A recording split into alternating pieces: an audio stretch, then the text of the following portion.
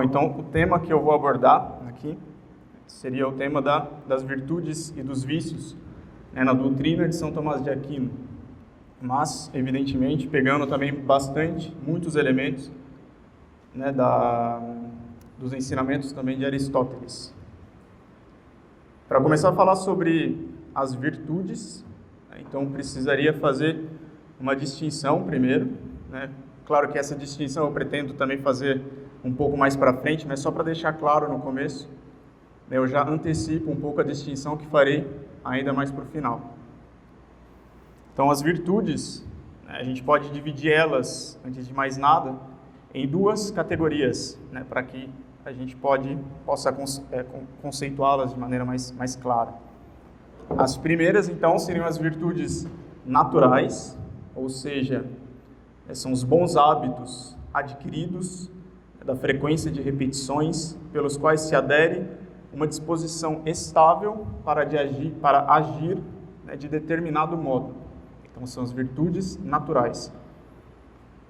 Essas virtudes naturais, elas são também as virtudes morais e intelectuais adquiridas. Lembrando que as virtudes naturais são adquiridas, adquiridas pelo hábito, por esforço próprio. E essas virtudes morais e intelectuais adquiridas, e portanto naturais, elas já foram muito bem descritas pelos moralistas da antiguidade, pagã, e que podem existir, então, sem o estado de graça. A gente pode falar de virtude natural, sem levar em consideração o estado de graça. Como nós dissemos, as virtudes naturais, elas podem ser divididas em virtudes intelectuais e virtudes morais, sendo as primeiras relacionadas, as intelectuais, ao exercício de hábitos cognoscitivos ou especulativos, ou seja, aqueles que visam a melhoria do conhecimento teórico, o trabalho intelectual, da inteligência em si, dentre os quais a gente encontra, então, a ciência, a arte, a inteligência. Então, são as virtudes intelectuais, virtudes naturais e intelectuais.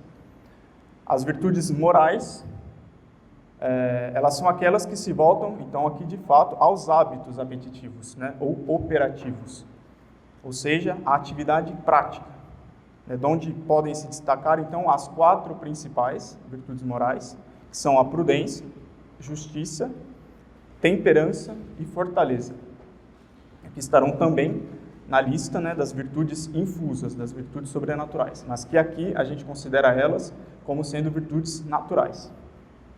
Então, porque essas 4 são virtudes naturais, mas também podem ser virtudes sobrenaturais, porque a temperança, por exemplo, ela pode ser adquirida pelo hábito, nesse caso ela seria uma virtude natural, mas ela também pode ser, enquanto infundida por Deus, uma virtude sobrenatural.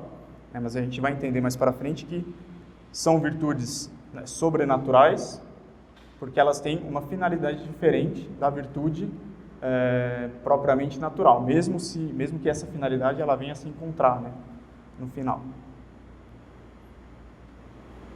As outras virtudes, então, são as virtudes de caráter sobrenatural, que são chamadas de virtudes, então, infusas, entendidas como as qualidades inseridas em nós por Deus, para que nós possamos desempenhar faculdades sobrenaturais, de modo a praticar atos meritórios.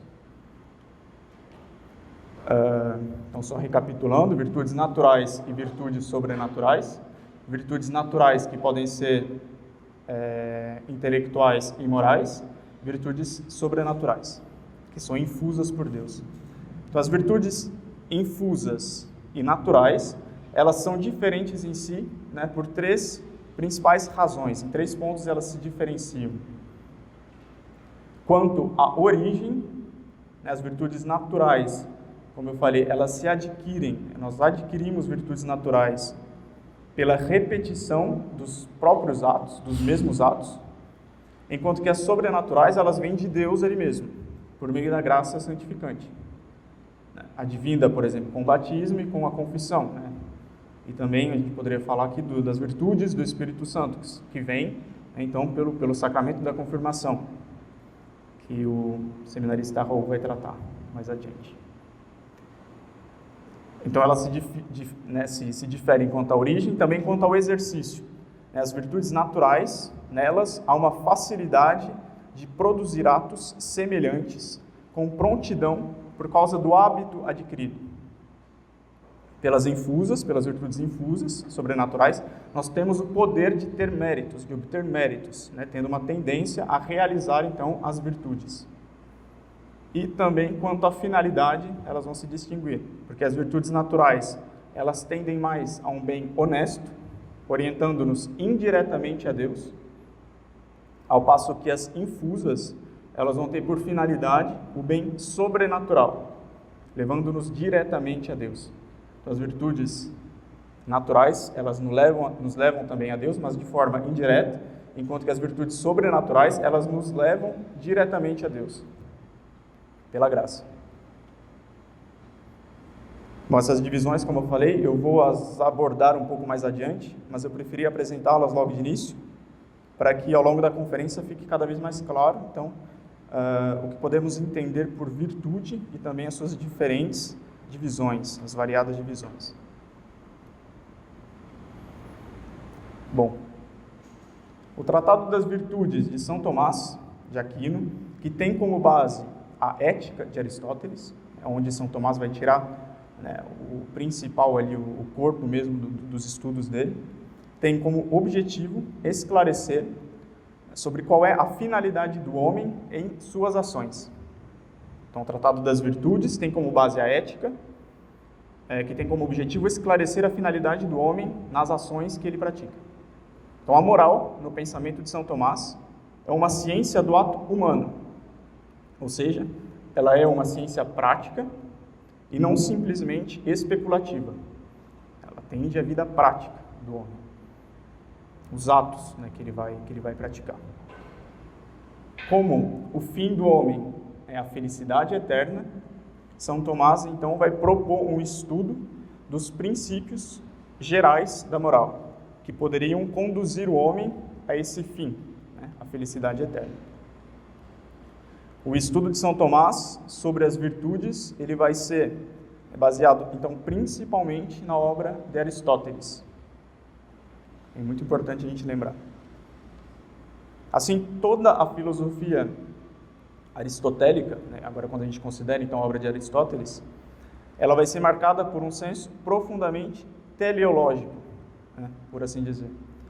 Teleológico, não teológico. No tocante à ética em particular, Aristóteles ele insiste sobre o fato de que toda ação tende a um fim. É por isso que a gente chama de teleológico. Então, toda ação do homem tende a um fim. O homem busca algo através das suas ações, mesmo as mais simples. Tudo tem uma finalidade. Todas as ações humanas, e todos os fins particulares, eles tendem a um fim último, que Aristóteles vai chamar de bem supremo. Aristóteles ele percebeu que não poderia haver apenas bens secundários, fins particulares, um bem desejado em função de um outro.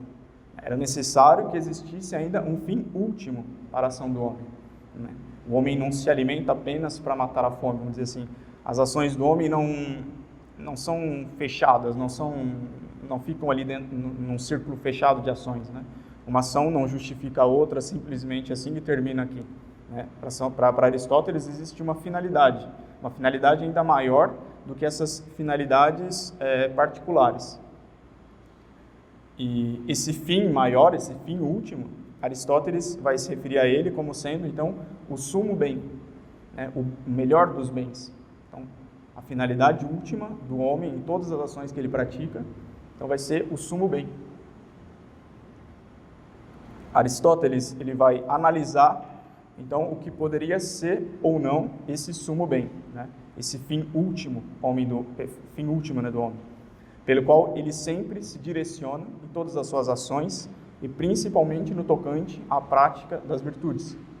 Ele vai se perguntar, por exemplo, sobre o prazer, sobre as honras, sobre as riquezas. Será que esse fim último de todas as ações seria apenas o prazer? O homem, ele age apenas em vista do prazer? Será que é o prazer que justifica todas as ações do homem? Ou será que seriam apenas as riquezas, né, o acúmulo de bens, até materiais, ou as honras, que parece algo mais elevado?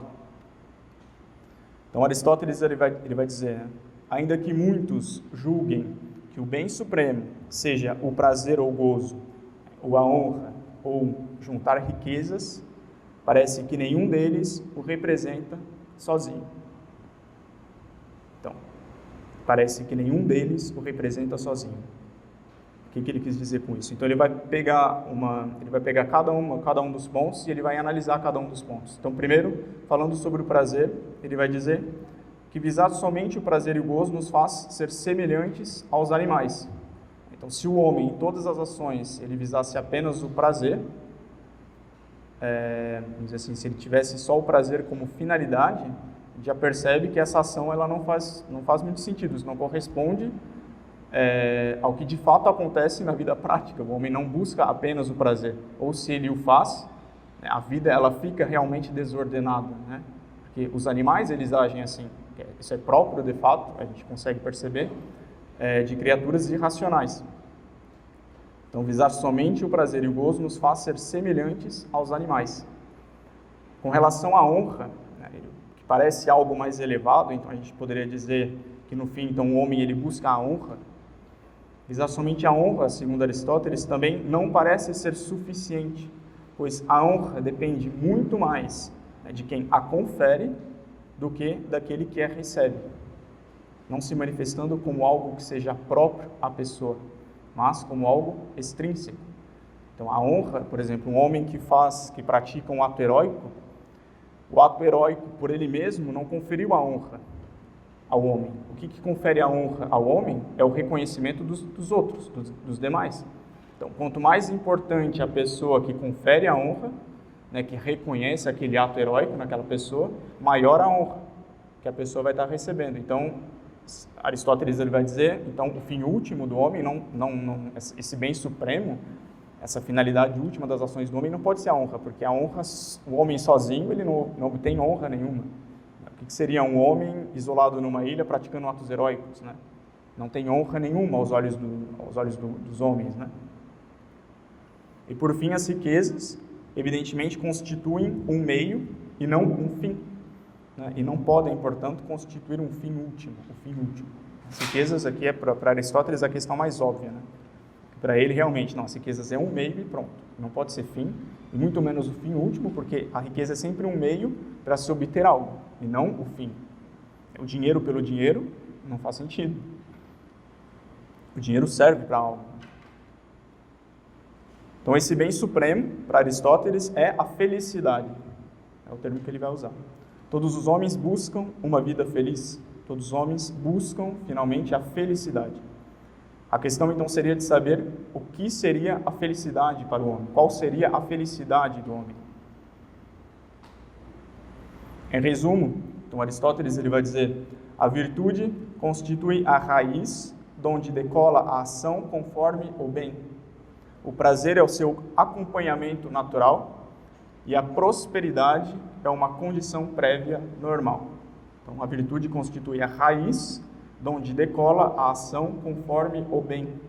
O prazer, então, como eu falei, é um acompanhamento. Ele pode ser o acompanhamento da ação, nunca o fim. E a prosperidade é simplesmente uma questão, uma condição prévia. É um meio, né? Nunca um fim.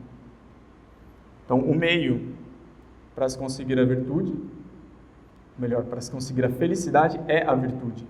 Aristóteles entende por virtude, então, o hábito de escolher o justo meio.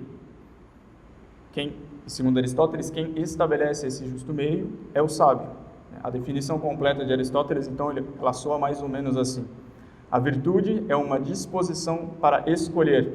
Ela consiste na escolha do justo meio relativo à nossa natureza. Isso é importante. Efetuada segundo um princípio racional e fixado pelo homem prudente. Então, aqui tem várias coisas bastante importantes. Que a virtude é uma disposição para escolher, então a escolha é importante na prática das virtudes. ela consiste na escolha do justo meio, então um meio relacionado à natureza, relacionado à nossa natureza. Então a virtude nunca vai ser um ato contra a natureza. Se algo vai contra a natureza, já é um ato fora, que não entra num ato virtuoso. Efetuada segundo um princípio racional e fixado pelo homem prudente. Então a prudência também aparece como uma virtude quase que principal. Aristóteles vai distinguir então duas espécies de virtudes: uma intelectual, que tem como objetivo o saber e a contemplação, e uma virtude moral, que tem como objeto os atos da vida prática. Segundo Aristóteles, enquanto a virtude intelectual requer experiência e tempo para desenvolver-se, a virtude moral é adquirida pelo hábito, pela frequência do hábito, pela repetição. Diferente dos sentidos, que já estão conosco antes mesmo de usá-los. Então, um bebê quando nasce, antes mesmo, de ouvir o primeiro som, ele já é um ouvinte. Ele já tem o sentido da audição. Antes mesmo de experimentar uma comida, ele já tem o sentido do paladar. Então já está com ele antes mesmo do uso. Enquanto que os hábitos, enquanto que as virtudes, elas só estão conosco pela prática. Elas só se adquirem pelo exercício. Então um homem justo, um bebê que acabou de nascer, vamos dizer assim, ele não é justo. Porque o homem só é justo praticando atos justos. Um homem só é casto praticando atos próprios da castidade. O homem só é temperante praticando atos da virtude da temperança. E assim vai. Então, só para lembrar, nós deixamos de lado aqui, a gente está falando de Aristóteles, as virtudes sobrenaturais. Eu falei de virtudes intelectuais e morais em Aristóteles, que são virtudes naturais. Ou seja, aquelas que são, a gente deixa de lado então as sobrenaturais, que são essas virtudes infusas por Deus em vista de nossa união com Ele. Aqui falamos das virtudes naturais, só para lembrar. Então assim, tanto a virtude, a gente pode falar de virtude sobrenatural ou natural, que orienta o homem para a beatitude, a felicidade, quanto os vícios, que afasta o homem dessa beatitude, são hábitos. Então, tanto virtude quanto vício são hábitos. A virtude ou vício se adquire, nós adquirimos por um exercício, pela prática. Tá? E o hábito ele poderia então ser definido como sendo a facilidade em se executar determinada ação, boa ou má. Então, o hábito é a facilidade em se praticar determinada ação, boa ou má. Então, a virtude seria a facilidade de se praticar um ato bom, enquanto que o vício seria a facilidade de se praticar um ato mau. Então, o hábito, segundo São Tomás, é uma qualidade adquirida e livremente desenvolvida pelo exercício, justamente, que facilita e aperfeiçoa a ação e o próprio homem em consequência. Então, o hábito é uma qualidade adquirida e livremente desenvolvida pelo exercício e que facilita e aperfeiçoa a ação e o próprio homem. O hábito ele é uma qualidade que facilita a ação, o exercício de determinado ato. O hábito que facilita uma ação, então, para o bem seria a virtude, o hábito que facilita uma ação para o mal, o vício. Com relação às virtudes, Aristóteles indica sempre o caminho da moderação. A falta ou o excesso são a evitar, devem ser evitados. Um sentimento ou uma conduta, sendo deficiente ou excessiva, torna-se um vício. A virtude está no meio. Por exemplo, o excesso ou a falta de exercícios físicos podem levar o corpo à debilidade, à fraqueza. Tanto o excesso de exercício leva o homem a se tornar um homem fraco, quanto a falta de exercícios. Assim como o excesso ou a falta de comida também podem prejudicar o corpo. A gente pode citar outros exemplos, como o caso da coragem. A virtude da coragem é covarde aquele que teme a tudo e que não faz nada. Seria um vício por deficiência. Enquanto que aquele que nada teme e que parte ao encontro de todos os perigos sem reflexão nenhuma, seria um temerário, se torna um temerário. Seria o vício por excesso. O mesmo eu poderia dizer para outras virtudes, né? Por exemplo, a virtude da temperança. A falta da temperança seria a insensibilidade, enquanto que o excesso poderia ser, então, a libertinagem. Ou fica mais claro ainda quando a gente fala da modéstia, né? A falta, o vício em excesso, vamos falar do vício em excesso, seria a timidez. É uma pessoa modesta demais, é uma pessoa tímida, isso é ruim. Enquanto que a falta da virtude da modéstia leva uma pessoa a ser uma pessoa desenvergonhada, que não tem muita noção de nada, etc. Então, em resumo dessa primeira parte, toda ação do homem tende a um fim. Todo fim particular tende a um fim último, que é o bem supremo, que Aristóteles vai dizer que é a felicidade. Uma ação virtuosa aproxima o homem desse fim, desse último fim, enquanto que o vício o afasta. A virtude está no meio, né? Tanto o excesso quanto a falta são vícios. O virtuoso, então, o homem virtuoso aparece como uma pessoa equilibrada. O homem, né, sendo de si constituído de alma e corpo, né, não seria correto fazer uma distinção completa, quando a gente fala de virtudes naturais, entre virtudes da alma e virtudes do corpo, né, ou vícios da alma, vícios do corpo. As virtudes, eu falo de uma distinção completa, porque as virtudes naturais são virtudes e da alma e do corpo. A alma é natural ao homem. O homem, de sua própria natureza, é alma e corpo. Ambos se constituem e se complementam, né, se completam. Teoricamente, nós podemos estabelecer, então, uma distinção entre vícios e virtudes da alma, vícios e virtudes do corpo, mas, na prática, sempre haverá uma conexão muito grande entre os dois.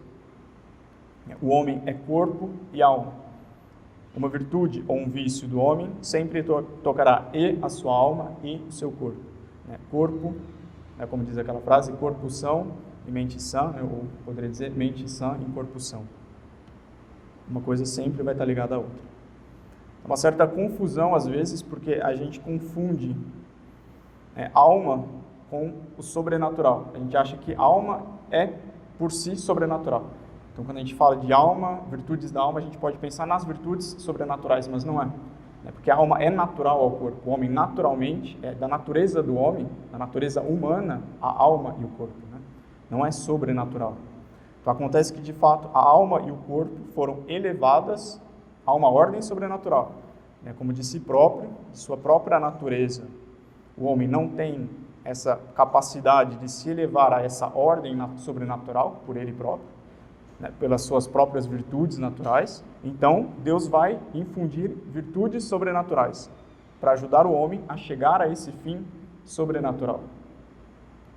Por isso, as virtudes sobrenaturais, elas não são adquiridas pela repetição de atos, né? Como é o caso das virtudes naturais, mas são adquiridas por puro dom de Deus. Então, a salvação da nossa alma, apesar de que a alma é natural, a salvação da nossa alma, que seria esse dom sobrenatural de Deus, que é algo que nos é dado por Deus de forma gratuita, isso depende somente de Deus. É a graça de Deus. É claro que a gente que aceita ou não ser salvo, mas a gente não se salva apenas por esforço próprio. Então, não são a repetição de atos bons, simplesmente, que vai nos fazer chegar ao céu, mas é dom de Deus. O batismo é justamente isso, né? É uma graça que Deus infunde, é Deus que nos dá a graça do batismo, através do sacerdócio. Como sabemos bem, então convém lembrar, o sobrenatural, ele não destrói a natureza, mas a aperfeiçoa. Ou ainda poderíamos dizer que o sobrenatural, ele repousa, ele depende de uma natureza bem inclinada e sã. Em outras palavras, nós podemos dizer que a virtude sobrenatural depende, por assim dizer, das virtudes e boas inclinações naturais, e vice-versa. Seria como aquele grão de semente que é jogado numa terra árida, ou num terreno cheio de pedras. Esse grão, vamos dizer assim, esse dom de Deus, essa graça de Deus, que cai, né, numa pessoa, que é dada a uma pessoa que não desenvolve virtudes naturais, então um terreno propício para o desenvolvimento dessa semente, de nada adianta. É por isso que o sobrenatural ele não destrói a natureza, mas aperfeiçoa, e o sobrenatural ele depende, né, de uma natureza bem inclinada e sã. Então, as virtudes naturais adquiridas por nosso próprio esforço, boas em si mesmas, se tornam ainda mais belas, elas ganham, por assim dizer, uma beleza divina quando elas estão associadas às virtudes sobrenaturais. Então, as virtudes naturais só pelas virtudes naturais não fariam muito sentido no final das contas. Estas aperfeiçoam aquelas, né? A graça dá, em certo sentido, um toque divino às virtudes que nós adquirimos, as virtudes naturais. As virtudes naturais, elas seriam suficientes para que a gente chegasse a uma felicidade puramente natural, né? Ou seja, a esse bem supremo, essa felicidade que fala Aristóteles. Mas para chegar à felicidade eterna com Deus, a esse fim sobrenatural a que toda a humanidade hoje é chamada, é preciso possuir as virtudes sobrenaturais, que nos são dadas por Deus Ele mesmo. Então, as virtudes naturais, vamos dizer assim, até sem a igreja, de nada valeriam. Porque no final, o que vale é a vida eterna.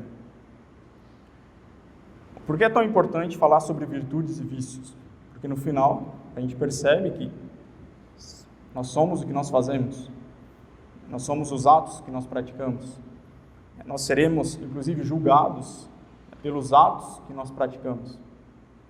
Nossos atos ou são virtuosos ou são viciados. Assim, ou nós somos virtuosos ou nós somos viciados. Não há meio termo, justamente, porque o meio é a virtude. O que foge desse meio é que são considerados vícios. Ou nós somos virtuosos ou nós somos viciados.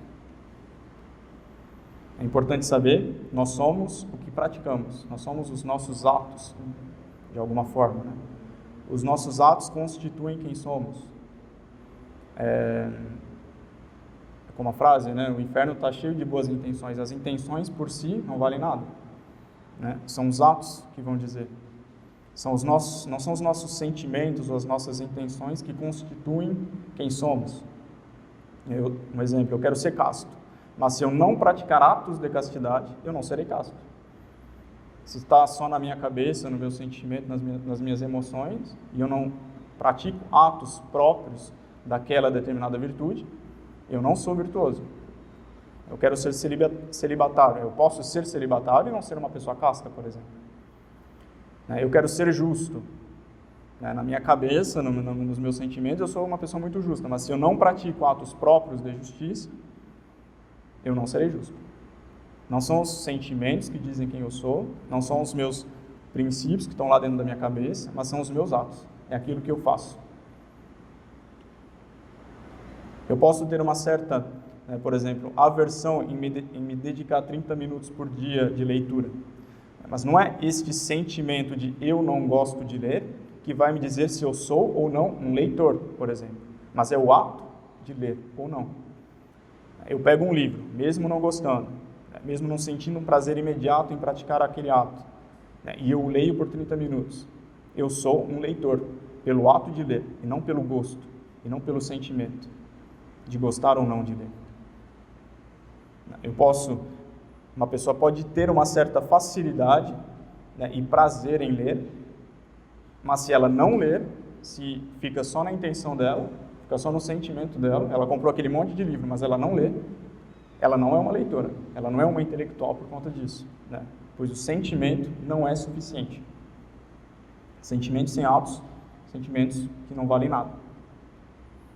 É eu diria, um problema muito grande dos nossos tempos, inclusive dos nossos meios, que em outros tempos era até o contrário, mas hoje existe eu diria, uma supervalorização da inteligência em detrimento da vontade.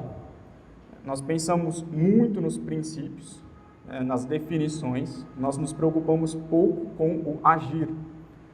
Agir, ou o nosso agir, ele se torna algo muito superficial. Se limita a uma tela de computador, por exemplo. A gente é cruzado, a gente se declara cruzado, mas a nossa cruzada, ela se faz toda, ela se efetua toda atrás da tela de computador. Eu ouvi uma frase uma vez, que eu não estou totalmente de acordo, foi de um amigo meu, que é um pseudo-intelectual, E ele me disse uma frase que me marcou.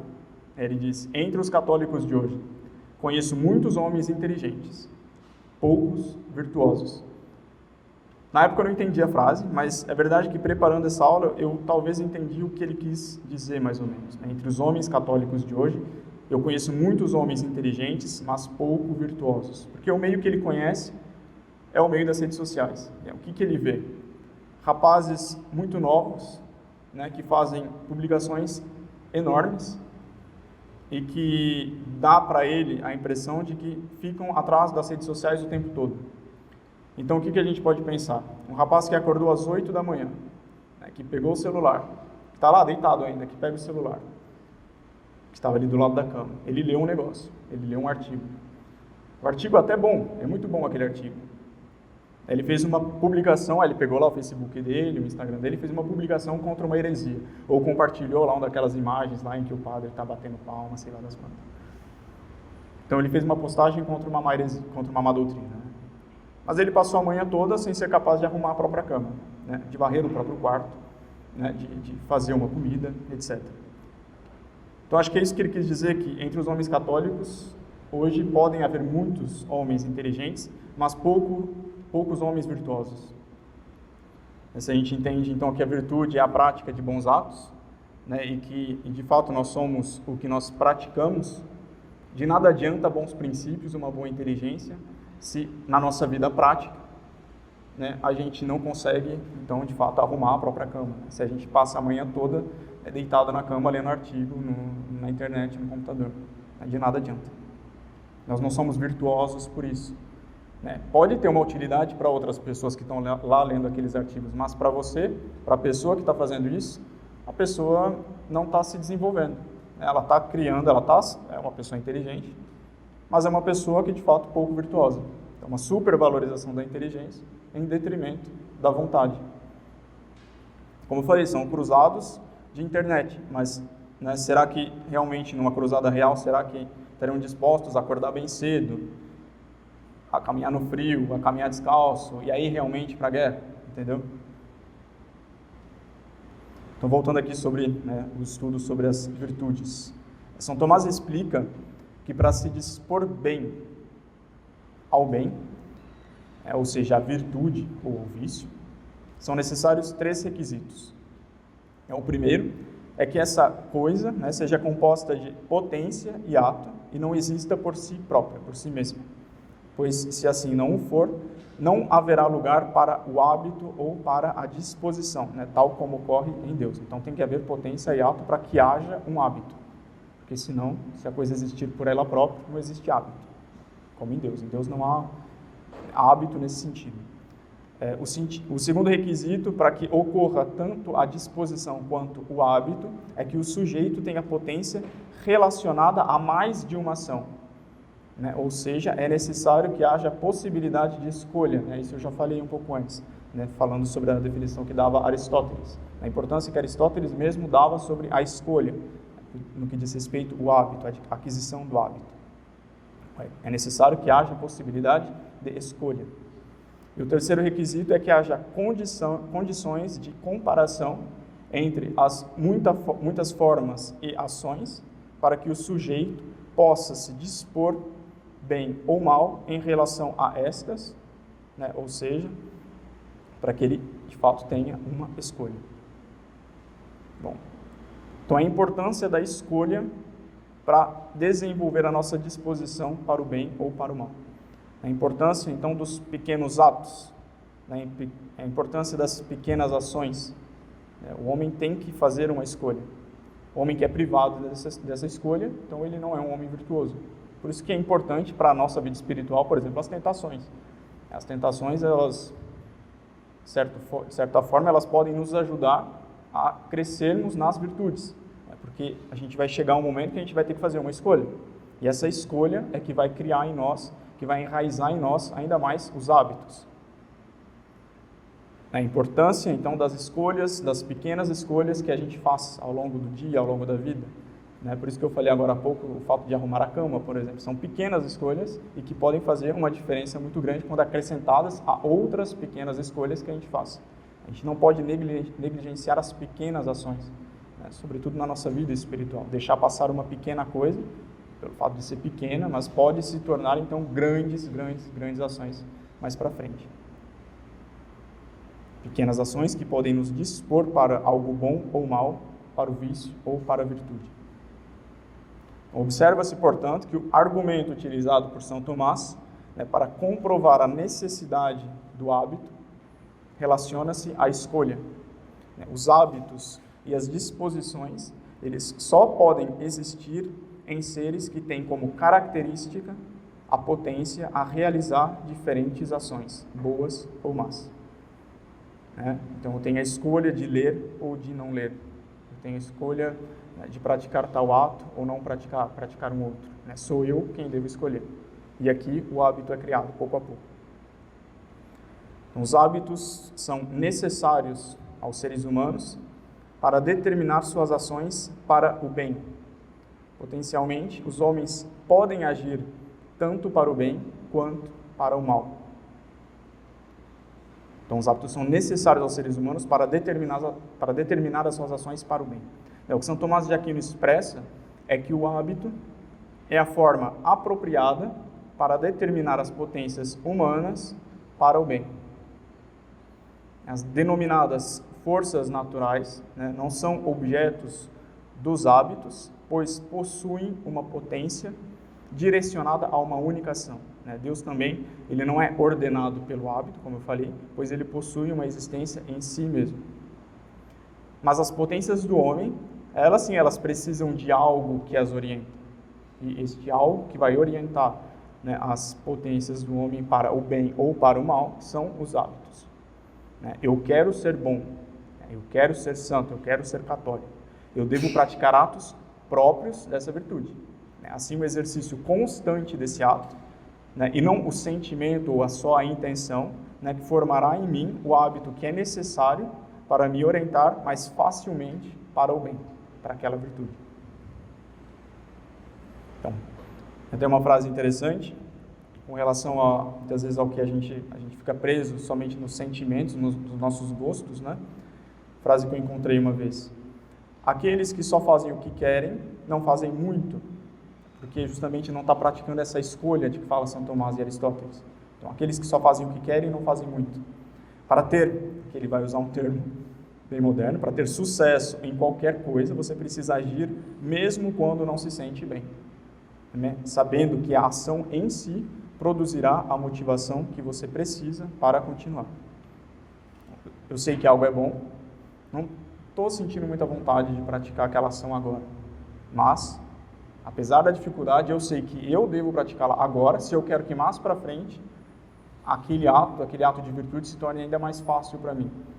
E aquele ato de virtude sendo praticado cada vez mais, ele se torna mais fácil. E com o tempo, a virtude se torna de fato algo fácil, de realizar. Então é possível, portanto, considerar que tanto para Aristóteles quanto para São Tomás, o hábito orienta as ações. Para Aristóteles, o hábito ele é um meio pela qual as ações virtuosas podem ser aprendidas. Para São Tomás, o hábito é a qualidade necessária para que as ações sejam ordenadas para o bem. São Tomás vai dizer: o filósofo define o hábito como uma disposição segundo a qual alguém se dispõe bem ou mal, e no segundo livro da Ética de Aristóteles, diz que é segundo os hábitos que nos comportamos em relação com as paixões, bem ou mal. Então, diz que é segundo os hábitos que nos comportamos em relação com as paixões. Quando, pois, é um modo em harmonia com a natureza da coisa, então tem razão de bem. E quando em desarmonia com a natureza da coisa, então ele tem razão de mal. Então, o que vai dizer se é algo bom ou ruim é a natureza, é a razão. Então, a gente já pode tirar tudo aquilo que é contra a natureza de um ato virtuoso. Não existe um amor contra a natureza. Não faz sentido. Todo ato virtuoso, ele é necessariamente, porque é virtuoso, dentro das ordens da natureza. São Tomás, ele não qualifica o hábito né, a um determinismo como um único tipo de agir, a certo condicionamento, domesticação. Como é uma disposição natural não regrada pelo instinto ou por qualquer tipo de determinismo, está sempre aberto, buscando descobrir a melhor maneira de agir concretamente no singular, em fidelidade à especificidade da natureza humana. Esse determinismo bastante freudiano, que até vai contra a liberdade, o livre-arbítrio, ele talvez tenha algo para se discutir aí dentro, mas ele vai contra justamente tudo que a gente pode dizer sobre virtude, porque no final das contas não existe virtude ou vício, né, para esse determinismo, né, bastante fundado em Freud. Tudo é subconsciente. Então, se eu sou um homem virtuoso, eu sou um homem virtuoso por conta do meu subconsciente, né? E é engraçado até o exemplo que a gente vê nas guerras, né? Por exemplo, no Holocausto. Né? Freud dizia justamente, se coloca todo mundo dentro de uma sala fechada e para matar essas pessoas, a tendência dessas pessoas é tentar se defender o máximo que elas podem daquela morte, né? De forma bastante instintiva. Só que Freud dizia isso sentado lá numa sala, né? Num palácio dele, na casa dele. Agora, de fato, na guerra, as pessoas do local, as pessoas, enfim, que foram colocadas em câmeras de gás, etc., a gente pode ver em exemplos, foram pessoas que tiveram uma escolha, né, de praticar ou não um ato virtuoso ali. Há pessoas que rezavam, né, que não se comportavam como Freud mesmo dizia. Então, esse determinismo, ele não é justificável. Então, a virtude e o vício, sim, eles são obras, né, são atos de escolha. Então, somos nós que escolhemos, eu quero ser virtuoso ou eu não quero ser virtuoso, né? Não existe ato viciado que seria justificado por uma espécie de subconsciente. No fim, sou eu quem escolho, né? Sou eu quem escolho. Eu tenho que assumir a responsabilidade pelos meus atos. Isso é importante, né? Para que a gente possa, então, ter uma vida virtuosa, é a responsabilidade naquilo que a gente faz, naquilo que a gente escolhe fazer. Desta forma, a virtude moral, segundo São Tomás, a gente vai falar da virtude moral, ela vem do latim mos, né, que pode ter um sentido de costume, inclinação natural, ou, né, para alguma ação. Essa espécie de inclinação para o ato convém da virtude apetitiva, né, pois move, com isso, todas as outras potências para a ação. Então, as virtudes morais estão presentes na faculdade apetitiva e também na faculdade operativa. Mas para que haja uma ação boa, é necessário que a potência apetitiva, né, esteja bem disposta pelo hábito das virtudes morais. E este tem a razão de virtude humana, né, na medida em que se conforma com a razão. Nós percebemos em seguida a importância que São Tomás dá para a virtude da prudência, que também foi bastante marcado por Aristóteles, que segundo ele é a reta razão de agir de modo tanto geral quanto particular, pois sem ela não pode existir virtude moral, sem a prudência, já que é um hábito que faz as escolhas, né? E para que estas sejam certas ou boas, as escolhas, é necessário que haja primeiro a devida intenção na busca de um fim, que se faz pelas virtudes morais, né? Com sua função específica de inclinar as potências apetitivas para o bem conveniente com a razão, que é o fim devido. E segundo, que se usem corretamente os meios, isso só se alcança por uma razão que saiba aconselhar, julgar e decidir bem, o que é próprio da prudência. Então, a virtude moral não pode existir sem a prudência. A prudência aparece como uma virtude principal. O homem viciado é um homem imprudente, é um homem que não soube escolher bem, pois ele não está usando corretamente, né, os meios para chegar a um fim devido. O homem virtuoso é um homem prudente, pois ele pensa e ele escolhe, então, os meios corretos para chegar tanto àquele fim particular que ele busca, quanto ao fim último. Por isso, a prudência ocupa um local central em relação às virtudes. Aqui eu cito São Tomás. Assim como nos dispomos a proceder retamente em relação aos princípios universais, pelo intelecto naturalmente ou pela ciência habitual, assim também, para nos dispormos bem em relação aos princípios particulares, de nossas ações, que são os fins. É preciso que sejamos aperfeiçoados por certos hábitos, né, que de alguma forma nos tornam connatural e correto, o correto julgamento do fim. Isso se faz pela virtude moral, porque o virtuoso julga retamente sobre o fim da virtude. Logo, a razão reta do agir, a reta razão do agir, ou seja, a prudência, exige que o homem tenha a virtude moral. A prudência exige que o homem tenha a virtude moral. Até aqui São Tomás. As virtudes morais, elas são chamadas por São Tomás, então, de virtudes cardeais. Então, a palavra cardial é derivada do latim cardo, se eu não me engano, que apresenta o significado de dobradiça, da porta de uma janela, ou de uma janela. Para São Tomás, as virtudes cardeais são aquelas nas quais se fundam e residem toda a vida moral. E elas são classificadas virtudes cardeais, justamente por essa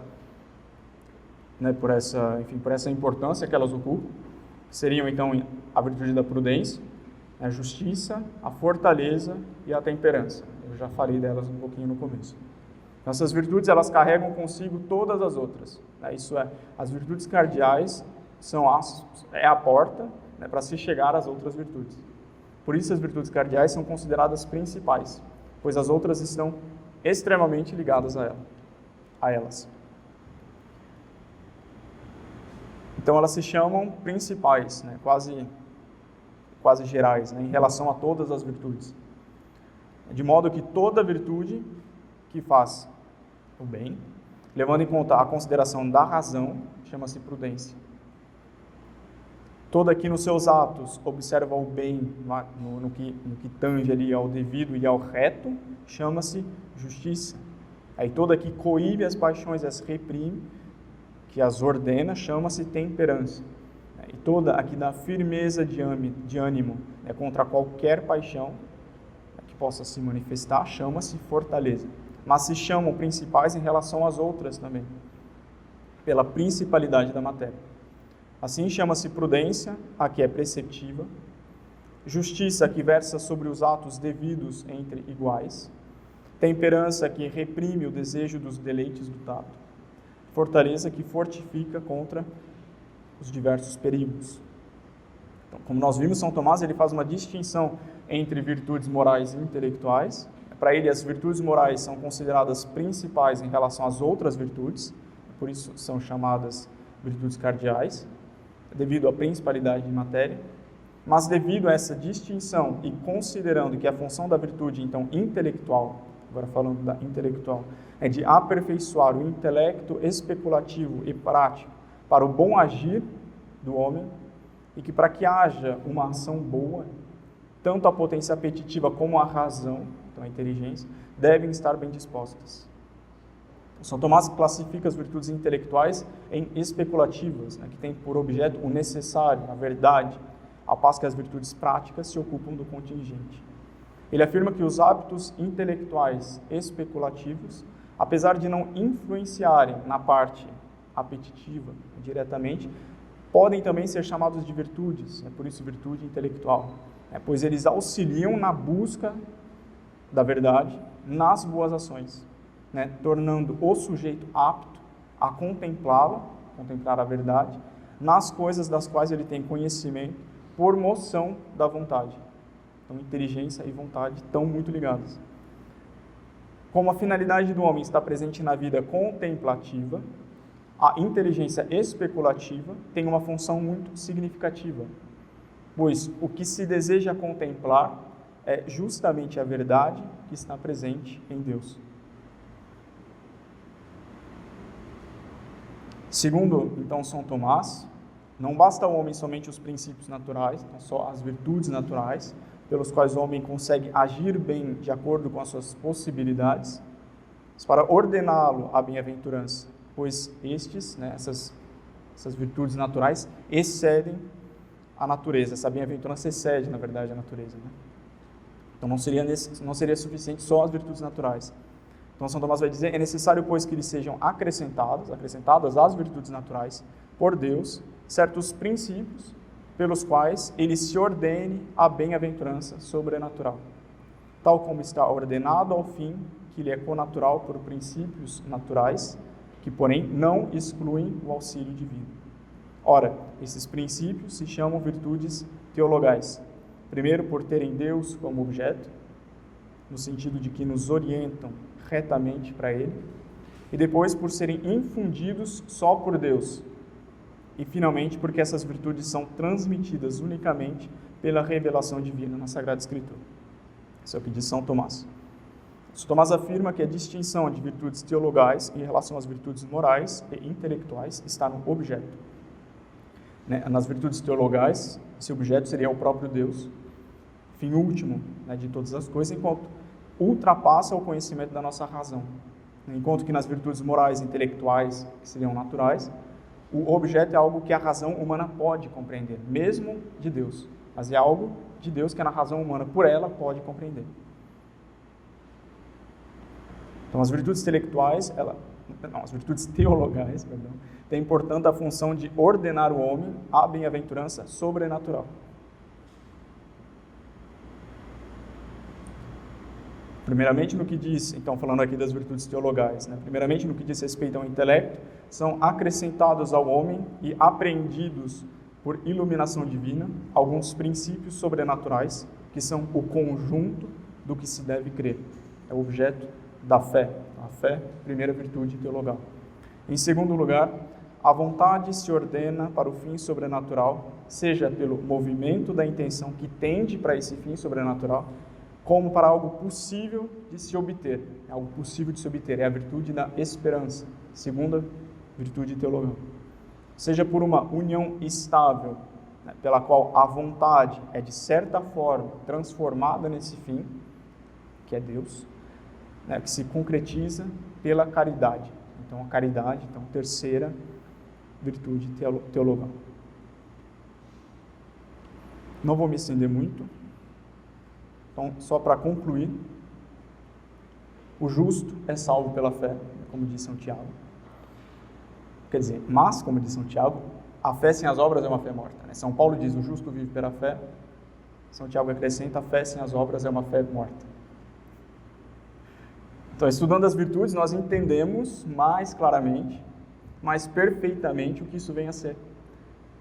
O justo é salvo pela fé, mas a fé sem as obras, sem os nossos atos, sem as nossas ações, a nossa fé é uma fé morta.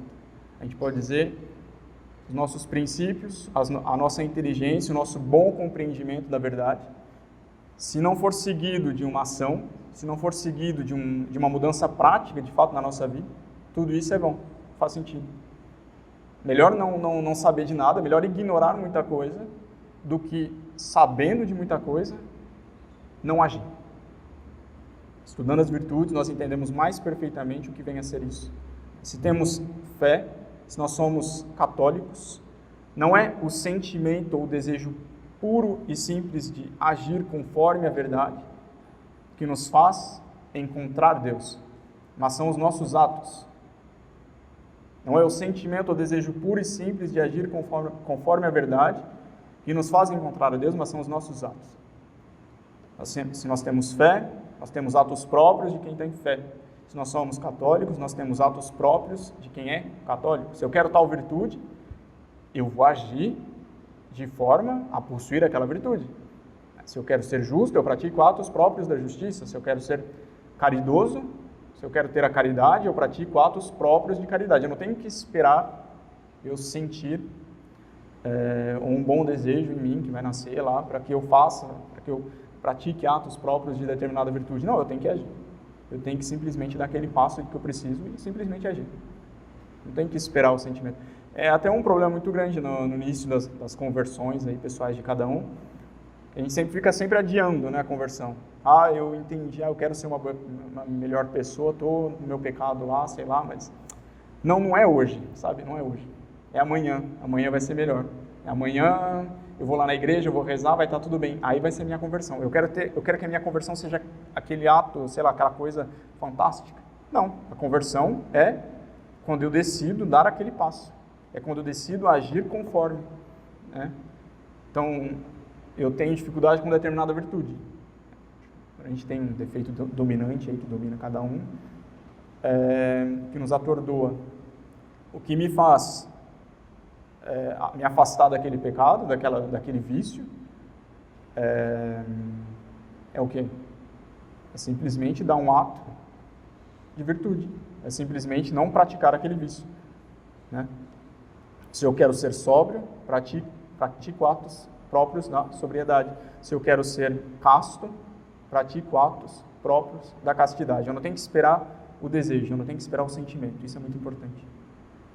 São os atos, o exercício constante desses atos que criará em nós essa disposição para o bem, para a verdade e para Deus. É preciso agir. Se eu quero ser melhor, então devo fazer algo. Se eu quero ser salvo, eu devo fazer algo. Porque Deus não vai nos salvar sozinho. Deus sozinho, Ele nos abre a porta. Mas entrar ou não por essa porta, como falei no seu irmão agora há pouco tempo, entrar ou não por essa porta, isso depende da gente. Isso assim, é muito conforme aquela frase de Nosso Senhor: eu tive fome e me deste de comer, tive sede e me deste de beber. Isso resume, em certo sentido, essa conferência. Se nós somos o que nós fazemos, nós seremos julgados por aquilo que nós fazemos. Eu não sou caridoso. Você não é caridoso porque você não pratica atos de caridade. Simples assim.